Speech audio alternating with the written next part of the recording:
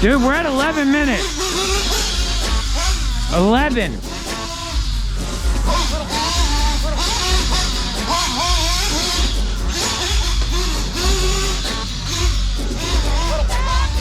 Gotta be getting there.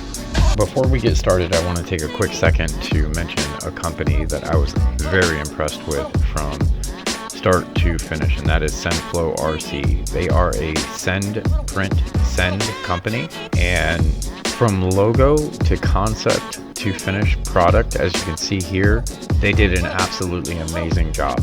And customer service was hands down some of the best in the industry. Go check them out at the link below. Alright, so here's what it boils down to. In order for this video series to continue on as a budget nitro racing experience, I can't spend any money on this engine. Because if I do, there are other engines in its class that are much better suited for what I'm trying to do. So, with that being said,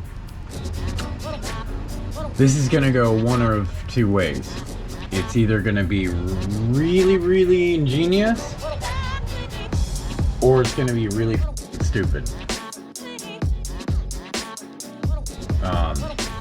What I'm gonna try and do is I'm gonna try and polish that out on the inside from the pictures that I showed last video. I guess I'll pop up a picture now. We're gonna try and polish that out, and I've already cleaned up the slide. Basically, we just need to get the slide functioning, and I don't think that that's going to be an impossible task. This is more or less where I see the problem. So basically what I've got is a little buffing wheel that I've cut down to fit inside that barrel. And what we're going to do is get it full of aluminum polish. But either I'm about to make an idiot out of myself.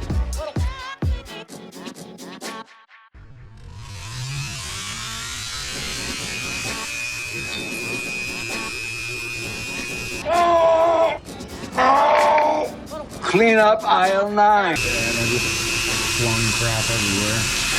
Hopefully none of that got on the screen.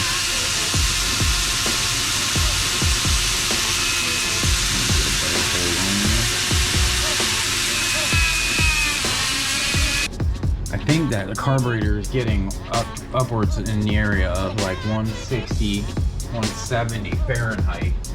And I think that at a certain point I'm starting to get vapor lock from the carb, and I think that that's potentially causing some issues. Yeah, there's a bunch of smuts all in this thing now. I'm gonna have to take the whole thing apart and clean it. Yeah, that's pretty wild. I don't know if you guys can see it. I'll probably have to take some pictures of it, but all those grooves are all gone. And that thing is absolutely mirror finish almost. So let me get some pictures of it and I'll put those on the camera. Or I'll put those on the video. Alright, so I got this completely cleaned up. Still looking a little rough. But good news is, I don't know how much of this you guys will be able to see here. I will take pictures. That inside of that barrel came out freaking gorgeous. So the good news about this is that I also cleaned up this guy and polished it a little tiny bit.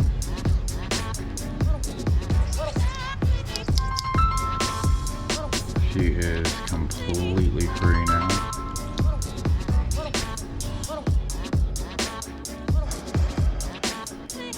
Alright, so I'll go ahead and show this again. Again, the carburetor issue was corrected by several things that were causing the issue. The angle of this guy The entire carburetor was part of the problem. And then we saw the inside, or if we haven't seen it, then I will show it here shortly. But I got that all cleaned up and taken care of. Fixed the exhaust leak on the exhaust pipe. And we don't want to do that. So hopefully we're good there. And today what we're going to do, since I don't think I'm going to be able to get a nitro race in this weekend, and the next nitro race I think is 2 weeks out, I am going to just go ahead and run this today.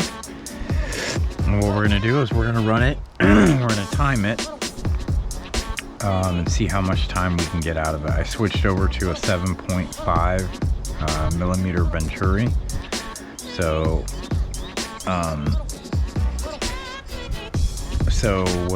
what the point of me doing that is I'm trying to extend the runtime and see how much runtime I can get out of it. Now, whether or not that's gonna be good for the motor, I don't know. I think that this one is pretty close because of it running lean a few times. I think that we're pretty close to the peak of what this motor is gonna do, but who knows? We shall see.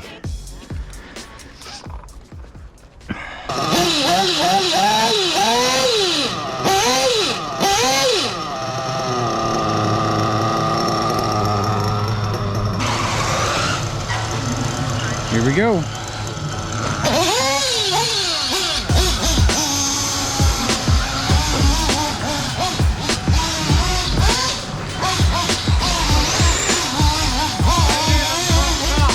Nope. Yeah, it's good. No, we're good.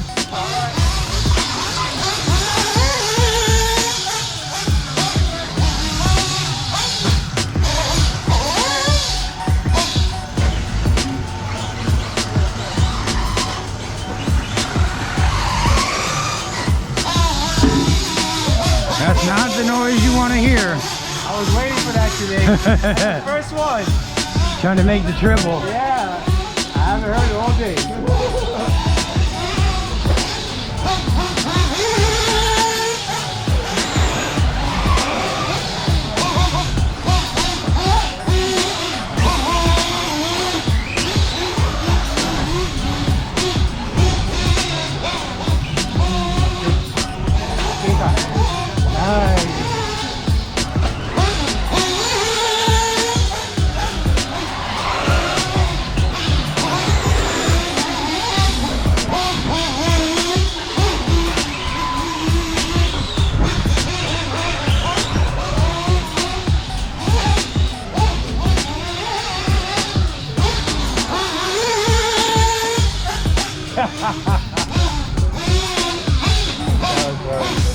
God.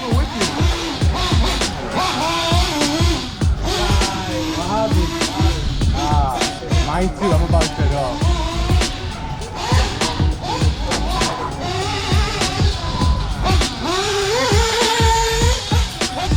Gotta be getting there.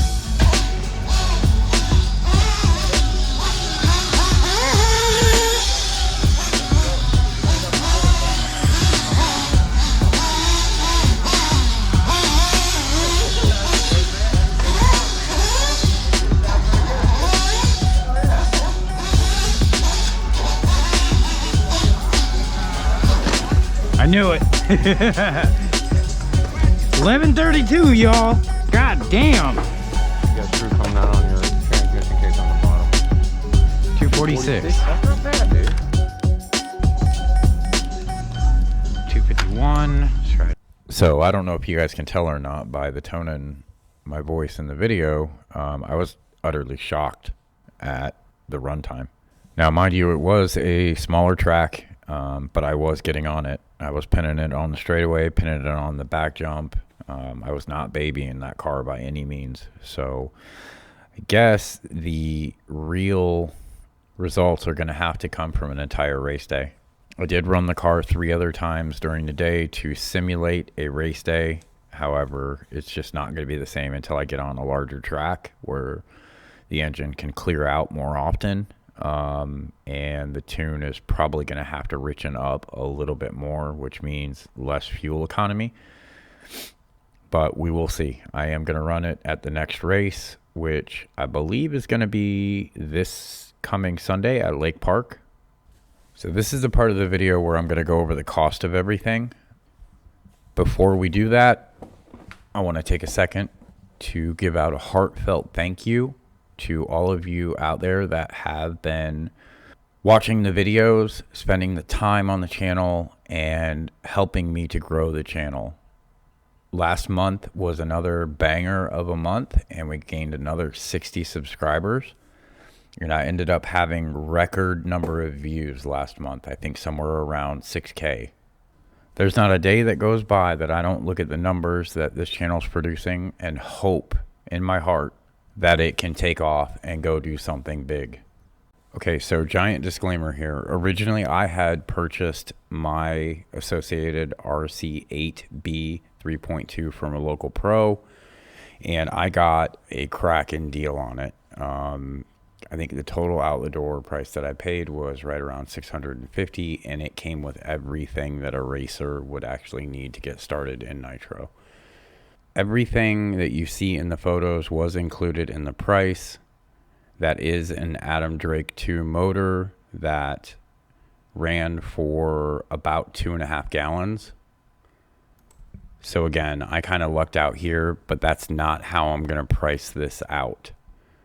I'm going to price this out via the local pricing that I can see here at the time of this video, which is May of 2024. Without further ado, here we go. Average cost of a race grade nitro chassis or slider was roughly $250. I highly recommend going with Techno, as they are a little more durable for anyone who might be new. The engine that I decided to go with was the Dynamite .21 Mach 2 buggy engine. Price for that was roughly $139.99. If you want to avoid buying a bump box or a starter box, I would highly recommend getting the pull start version. It will also work in any of the chassis. Next, I went with a little bit more expensive of a pipe than I had originally found for $22. I also own this pipe, and it does a good enough job for this motor. And then here you have my budget servo of choice. These AGFRC servos are incredibly strong for the price point that they're at. I own 5 of these and have been purchasing them since early 2023 and have yet to have one fail or to have anything go wrong with them at all. They all center perfectly and they all do not twitch at center. Highly recommend that servo. And then last but not least, you're going to need a either a life battery or a lipo battery. Some people prefer life batteries. I've just gone with lipos. And here we have a Gens Ace lipo, and I believe the cost on that was roughly $28. So as of right now, that brings us to a grand total of $551 for a brand new engine, brand new servos, brand new lipo. Now, this is where things get a little bit tricky. Now, some people are going to argue with me here. And that's okay. Put your arguments down in the comments. I'm perfectly fine with that. We need to add a radio, and we also need to add a transponder. For the radio, I do not recommend using a radio unless it has sub 10 milliseconds response time. Now, there are several radios out there that are all going to be in this price range. However, I recommend getting the FlySky Noble NB4. If you can still find one that is not the plus version, you should be able to pick it up for between $150 and $200, and it should come with 2 receivers. If you cannot and you have to get an NB4 Plus, which is the newest version of that radio, it will be roughly $300. Beyond that, there are several different radios that you could pick up that are all going to be either less expensive or way more expensive. The market for radios is all over the place.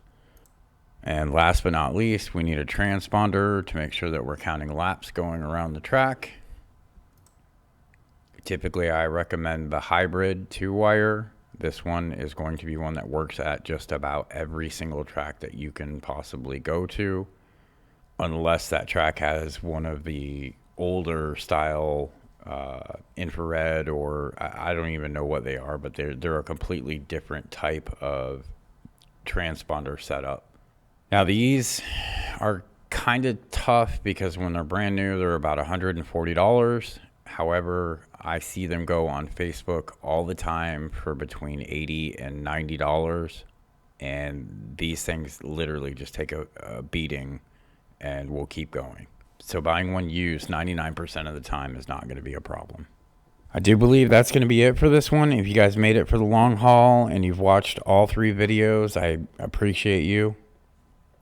Make sure you hit that subscribe and that like button, and I will see you in the next one.